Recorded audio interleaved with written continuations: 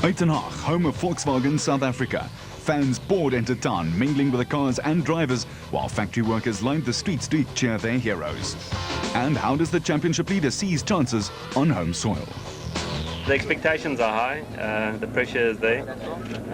Yeah, we'd like to do well. We like the plantations, the forest stages are good, and I think it'll be good. Is the car ready? It's very difficult to judge until you get to on an event. But it feels good. We've done a small test, not enough testing though, but we've done a small test and it felt good on the test, and yeah, we just hope it stays together on the event. Surge and fans on enemy territory. Can he make it 3 VW Rally wins in a row? It's not an easy area for me. It's Volkswagen's area and all that, but the rally's been good to me. We've won it a couple of times, so we'll just hope we can keep it going. And what about the leading co-driver's chances of keeping his title chase intact? Since the last event, we should have found a third of a second a kilometre, yeah. And although it doesn't sound like a lot, if you add that up over 200 kilometres, it is a lot. With cars from Volkswagen, Toyota, Subaru and Mitsubishi competing against each other, why do manufacturers get involved in rallying? The CEO of VW South Africa, Andreas Tostman, explains. For us it's important to have the rally here because we are since more than 20 years in the rally sport involved. And that's for us very important to bring this to Uitenhage and to demonstrate what we do with the rally sport and with our cars here. And that's the event of the year, I believe, for the rally sport, for Uitenhage and for us to have this here. The important thing for us is to demonstrate the capability of the motorsport cars and the special preparation of the cars and demonstrate a little bit the technology, what you can do there. And I believe it's important for our customers and for a lot of people to see how a car can perform in rough condition, in rally condition. Now let's get down to the action with 2 short stages around the streets of Uitenhage, the first starting in front of the Volkswagen factory. Hergen Fecken and Pierre Arrie set the benchmark time in their BP Volkswagen Golf with a time of 2 minutes 21 seconds around the 1.46 kilometer stage, the Golf very nimble in these situations.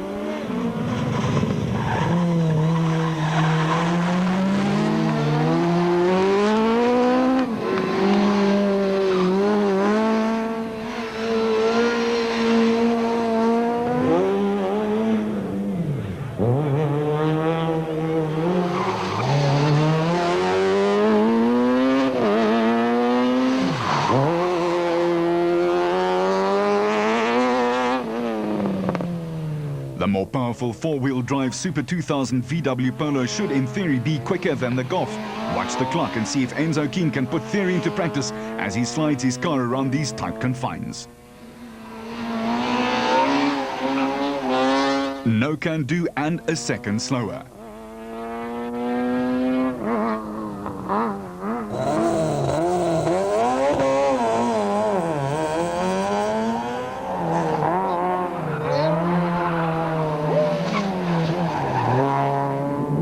What about the triple winners this year? Surge is his usual smooth soft, knowing how these star stages put an extra strain on the cars.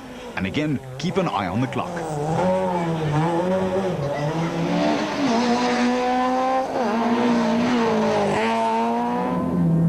Surge couldn't match Enzo's time and couldn't beat the Golf either.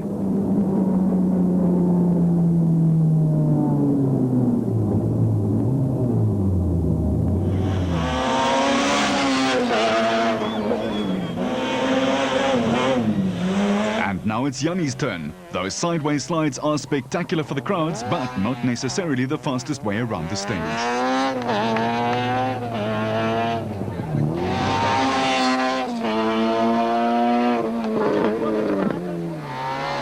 There's the finish.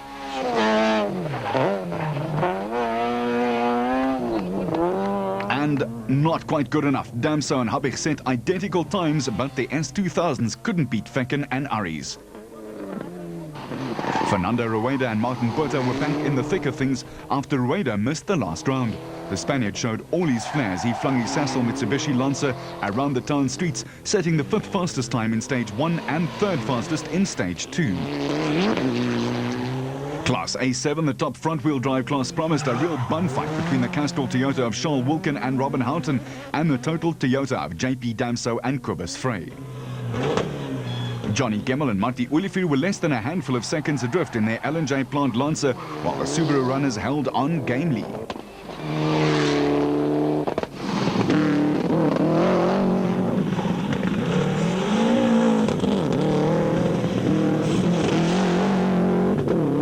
Etienne Lawrence and Andre Vermeulen, it was to be another disastrous event, their fifth retirement in a season from hell. The engine just went on this last corner. I can't really tell. We did testing on Sunday, it was fine, everything was hunky-dory. No rally anymore today.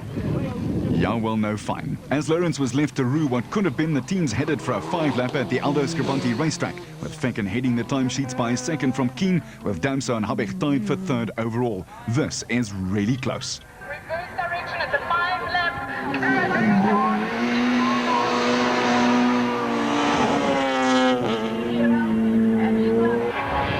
With rally cars running tarmac specification tyres as opposed to full racing slicks, the cars are a handful around the sweeping coastal circuit. Habich and Judd beat their teammates by a second, with Damso a further 2 seconds back after lifting off for his off-road moment. Drive car, which means that it has excellent...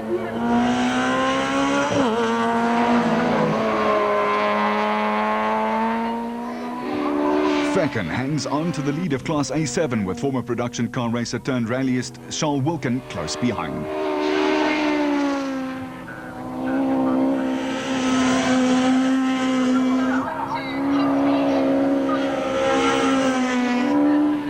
JP Damso down in 9th place after his 5-lapper, unable to find his rhythm in the early stages.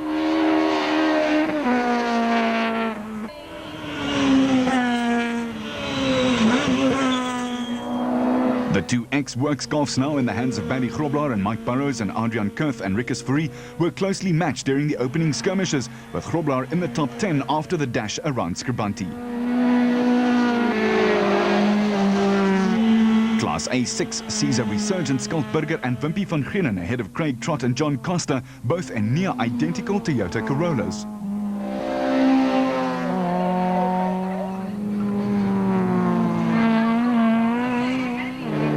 In only his second year of rallying, Jaapie van Niekerk and Greg Godridge have little circuit racing experience and drop 13 seconds to the N4 leaders Gemmel and Olivier.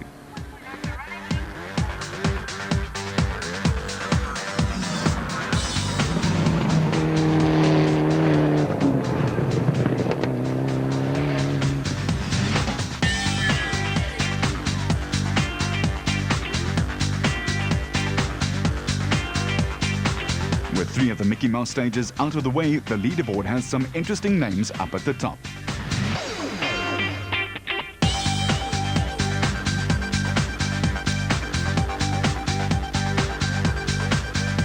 And the class leaders look familiar with the exception of Class A6 and N3.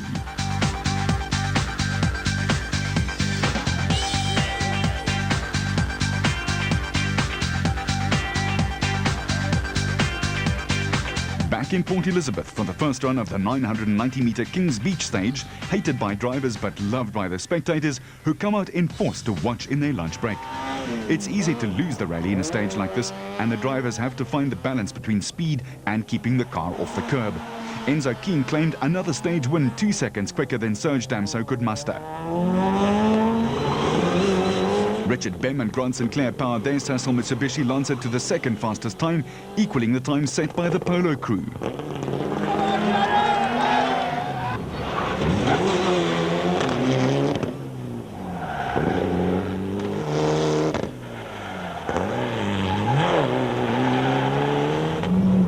With tortured tyres screaming in protest at the abuse meted out of them, the teams filed through the stage, something to endure until the rally proper gets underway in the forests of Longmoor.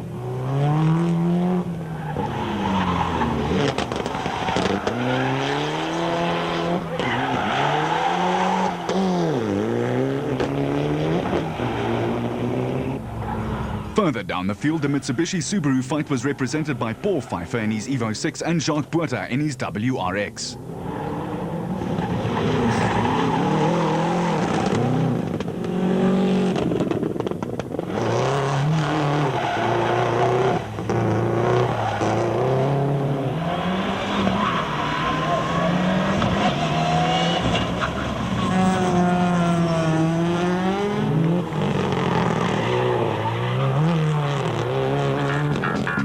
last, the real rallying could begin. The treacherous, challenging and ever-changing gravel surfaces of the Longmore Forest lay in wait.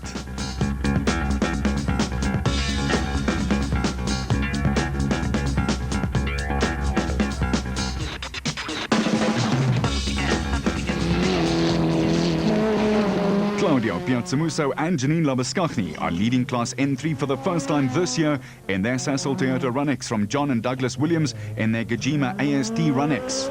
Chris de Witt and Patrick Yende are third in the total Run-X after a spin in the first stage. Rodney Versace and Carolyn Swan are way down in the other total Toyota after a throttle cable came loose in stage 1, dropping 47 seconds to the class leaders, and they have their work cut out to climb back into contention for class honours.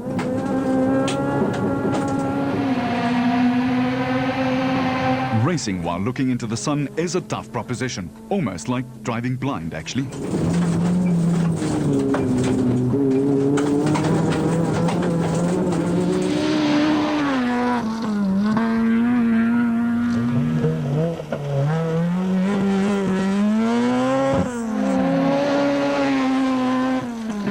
Michael Houghton and Bryn Doherty led Class A5 in their Motorola Toyota Taz from Dolph Coetzee and Megan Stowe.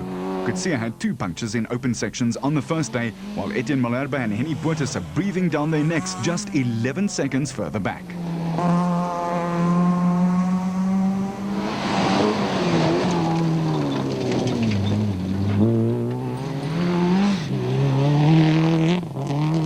We caught up with Enzo Keen during a quick 15-minute service break. So it's good to get back on the gravel where the real rally starts in the Longmore Forest. And I think it's the heart of the Volkswagen Rally. And, well, there's nothing in it.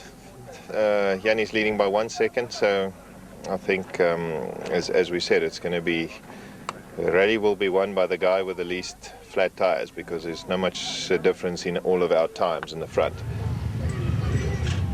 What's it like at the head of the A7 fight? Yeah, well, at this stage we're a bit in front. We're about 15 seconds in front of Charles, depending on what he did in this stage. We just behind the 3 S2000s, but Johnny Gemmell is busy catching us, so we're only 4 in front of him still. And what does Charles Wilkin think of Fecken's time so far? We started off and the pace is quite hot, and we were hanging on nicely until the last stage. I mean, we lost a bit of time against Hergen. The sun was right in our eyes, and you know, I couldn't see, and I was just overcautious. I just didn't want to take any chances. So the rally is still long, so we'll see what's going to happen from here on in. A few of the corners actually caught us almost sleeping, because there was quite a lot of mud inside the forest. So yeah, it's tricky, you know. And like I said, with the sun like in your eyes, I mean, you just can't see where you're going, you know. And you're not on pace now, so you're trying to spot the road, but you can't see, so it's difficult. Why is Jean-Pierre Damso off the pace? Yeah, it looks like I'm getting left behind at the moment. We haven't found our rhythm yet. And it's best we get into a rhythm quickly because they're leaving us behind. After the break, there's more Volkswagen Rally action coming up. Back in the beautiful Longmore Forest for more Volkswagen Rally action, with rough roads the order of the day. Against the beautiful tree-lined mountains of Stage 6, Jan Habig sets the second fastest time to take the overall lead by just 1 second from Keen and Hodgson.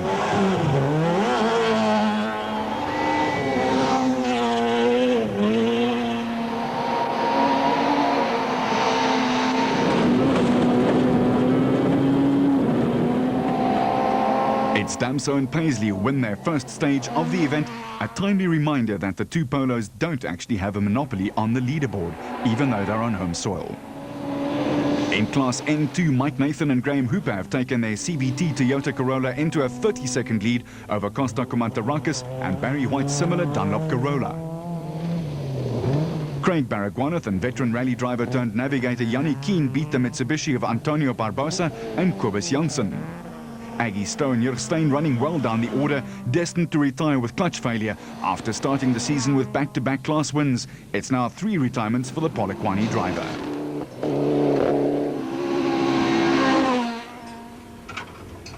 Damso tells us what the roads are like after setting the fastest time.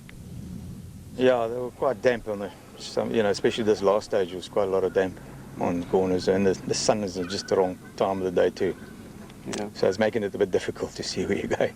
And strategy? We just have to pace ourselves at the moment and see what's going to happen, basically. So I'm just still looking around. In the VW camp, it was all smiles from the new leader. It's the beginning of the rally. The guys are still trying to find their place. So are we, and things are still tight. There's 1 or 2 seconds here and there, and now we've got a small misfire. It's not bad, but I think the guys will be able to fix it on the service park now. You've got to just be careful, because obviously for most of the stage it's very good grip and dry and a bit dusty, and then suddenly you'll get onto a sweep or a tight corner that's very muddy and very slippery with ditches on the side. So it keeps you awake.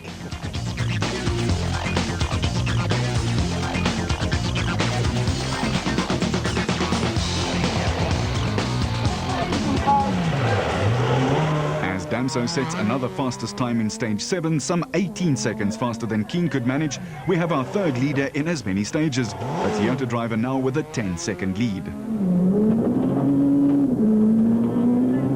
Yanni's grin was about to be wiped off his face. We join Chris de Wit in car as he climbs up the leaderboard, passing the stricken number 2 Polo on the side of the road. Habig had indeed become the 11th retirement after only a quarter of the rally mileage, a front suspension failure, wiping out Habig's short-lived lead.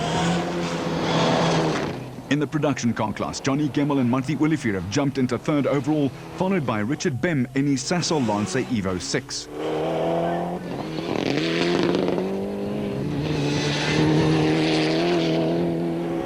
Faken continued untroubled at the head of Class A7, now 4th overall, some 79 seconds ahead of Wilken and Houghton, pushing sometimes a little too hard to stay ahead of the chasing pack of N4 cars. Javi van Niekerk and Fernando Rueda settling into a battle of the Lancer Evo 8s, the ESPI car 10 seconds ahead of the Sasol machine. This fight is destined to go down to the final stage.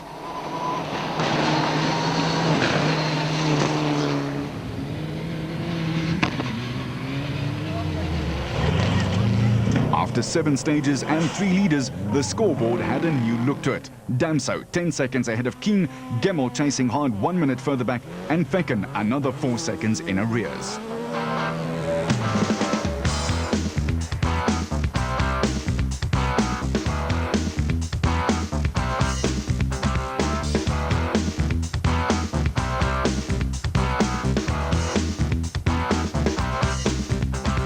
And one change to the class leaders, Piazza Musa taking over from Williams in N3, Mike Nathan was going superbly in N2, and Skalkberger setting the pace in A6.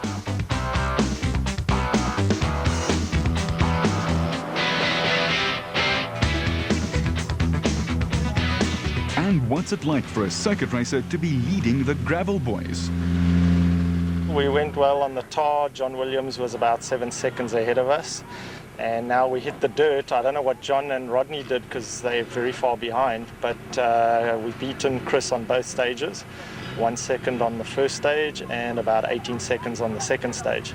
So for once, when we hit the dirt, we're confident and we seem to be going quite well. We got a bit of a tough job today. We started on the tar where we were slipping back little bits. Now we're slipping back more on the dirt.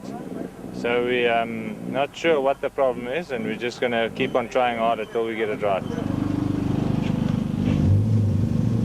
And why is the championship leader so far behind? We had a bit of bad luck this morning in the first stage. Our accelerator popped off, so we had to idle through the whole stage, and I think we lost about 45 seconds. So yeah, now we're pushing to try and make up, see what we can do. The tar went really well this morning, we were just taking it nice and easily, and we got a bit of a gap. And yeah, the first gravel stage going really well, and it was about 1.7k straight, and we just kept going, and we missed the turning, and battled to get the car to turn around again, and we lost a bit of time. And then yeah, the second gravel stage, obviously frustrated, and want to make up the time we lost, and did the same thing again. Surf's up, well, almost, as the rally heads into a series of 3 night stages, starting with a 1.4 kilometers of tar through the streets of Jeffreys Bay. Surfing was put on the back burner as the beachgoers and holidaymakers lined the streets to see rallying firsthand and up close.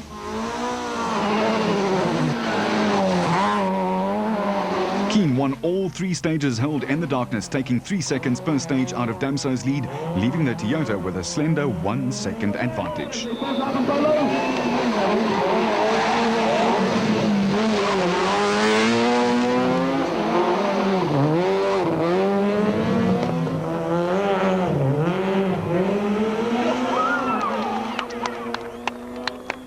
Johnny Gemmell held on to 3rd overall, but Fecken lost out to a charging Richard Bem in stage 9. It was a short-lived 4th for Bem, for he retired in the final service of the day with clutch failure.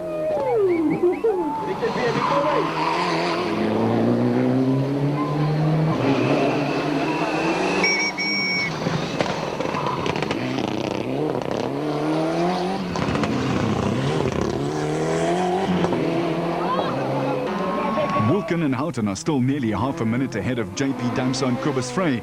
Let's join them in car now to see just how close they really get to their fans.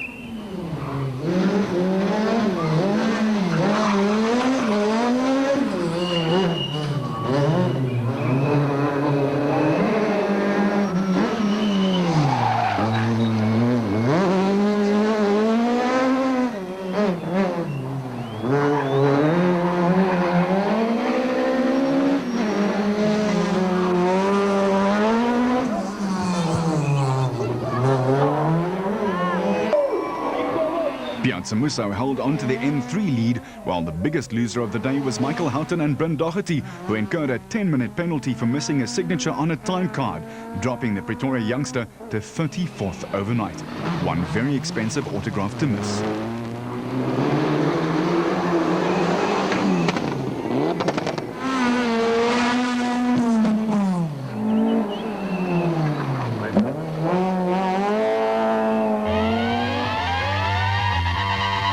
Saturday, and the drivers would face yet another uncompromising day in the VW Rally. Before dawn, the 35 survivors headed back to Longmore Forest with some unanswered questions, like why was Nicholas Ryan so far off the Class N4 pace? Little bit uneasy for me. The car is just a little loose, and maybe my hands are a bit loose or my feet are a bit loose. The guys are taking some time of us at the moment, so it's trying to do a few changes on the car and maybe in my head also. But the tar stages are behind us now at least. It's time to get the gravel stages going and make the most of it until tomorrow. Throngs of spectators braved the chilly winter weather as they made their way to the best spots in stage 11. The pace is about to hot up and the rally is about to be turned right on its head.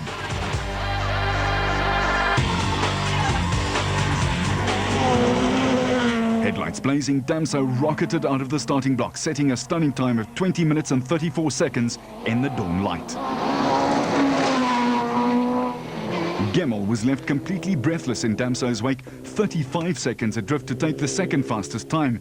The question was, could Keen match the flying Toyota? Let's join him now as he guides the BP Polo through the tree-lined road. In spite of a clean run, the answer is no. Damso is a stunning 48 seconds quicker than Keen over the 29.3 kilometer stage, or 1.6 seconds per K quicker. Can Keen fight back? In the Evo 8 war, Van Niekerk raced through the stage but only gained a second on Rueda. 5th and 6th places overall are separated by just 10 seconds, but Rueda's Lancer is losing water and the engine losing power.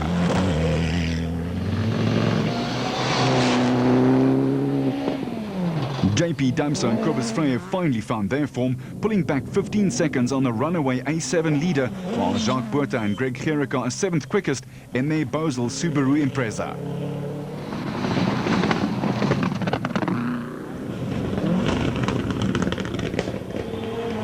And no, Fecken doesn't have a problem. His lead is big enough that he can back off to conserve the car on this rough, tough rally.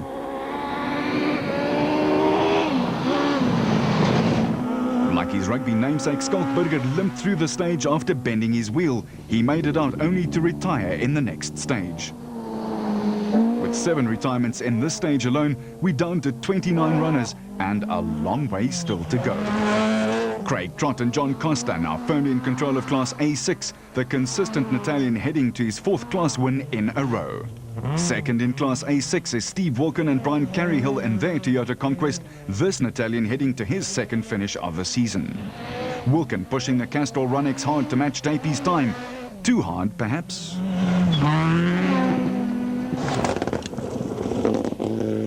As a very relaxed Damso and Paisley stopped for a 20-minute service, just how did he manage that scintillating time? Yeah, we had a fantastic stage this morning, and every corner was perfect, and the car behaved so well, and you know the handle was so good, and the flow was there, and we just kept it going, and it worked. And why was Enzo caught off guard? Yeah, I got a wake-up call from my competition. I'm still not convinced what happened in that first stage. We had a clean run, and we had the outcome was a bit confusing. You know, we had no mistakes and no problems with the car. Lost 50 seconds. That puts us now 40 seconds behind Serge. So trying to fight back. Not many stages left. A bit of a ding-dong fight now. He'll be trying absolutely everything to maintain the lead. We'll be trying everything to take it away.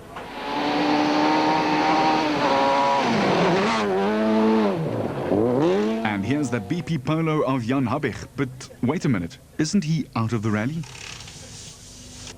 A suspension bolt came loose and it eventually broke in a very rough patch. We got the car going again, but we'd lost a lot of time, and there was a lot of damage happening as we were driving, so we decided to rather retire the car. And we're now allowed to start the rally again today, and we're using today as a test session, and yeah, it's a valuable test session, I would say. So how does a car come back into the event? We call it the Super Rally, but it just allows competitors who've fallen out on day one to come back and not only enjoy rallying, but to test, to get stage mileage, and just to boost the field a bit. In our case, we're doing it, it's a Volkswagen Rally, so we want to have more Volkswagens in the field. But we also need to do testing. We're still a little bit down on testing time, so we're using the full advantage to do a lot of testing today. The fans delighted to see Habig and Judd back in action, and will be back in action after this. Stage 12 of the 05 Volkswagen Rally. Another punishing rock-strewn 18.8 kilometers of the Longmore Forest. Spectators arrived in droves to watch the action. Keane was shocked and hauled down the stage, taking back a full 13 seconds out of Damso's lead. But the Somerset West driver still has 36 seconds in hand. Van Niekerk and Rueda are still at it hammer and tongs. The Pretoria driver scorching through the stage to stop the clocks at 14 minutes and 45 seconds. Can the Sasol Mitsubishi driver take any time off Van Niekerk? Rueda speeds through the stage, but is he quick enough? There we go. Those are the top three crews in the Volkswagen. And here are the final overall and class results.